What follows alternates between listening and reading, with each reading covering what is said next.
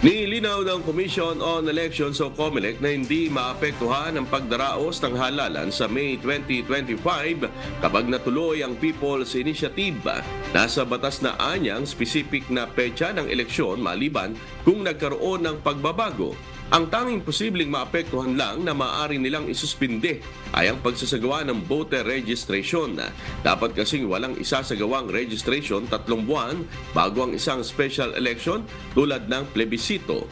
Pakinggan natin ang pahayag ni COMELEC Chairman George Erwin Garcia. Preparasyon, definitely. Same, parehas po ng mga tao ang gagamitin namin. Parehas ang resources na gagamitin namin. And take note, yung po kasing mismong preliminaries ng People's Initiative, wala naman po sa budget namin yan.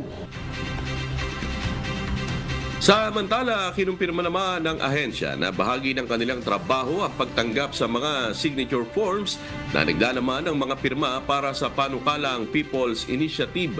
Itong naging tugon ng COMELEC sa pahayag ng election lawyer na si Attorney Romulo Macalintal na kapag walang formal na petisyong inihain sa komisyon, premature na isumite ang signature sheets sa COMELEC at walang dahilan para tanggapin ito.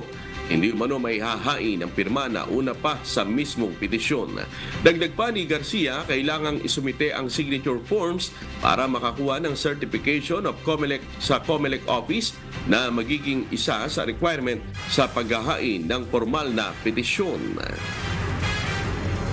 Kung wala po sa rules yan, wala po sa guidelines, dapat naman namin tatanggapin yung dagdag trabaho sa amin. Kaya na po nasa guidelines yun, and therefore, hanggat hindi nababaliwala yung guidelines, binabago o nasasabing null and void, then kinakailangan ipatupad po namin yung nakalagay sa guidelines namin. Kasi kailangan po nila yung Annex B, kailangan nila yung certification. So, ibig sabihin, sa aking palagay, kaya naman nailagay sa guidelines yun, para hindi dadalhin lahat dito sa Maynila, sa main office ng COMELEC, yung 9 milyon o 10 milyong signatures.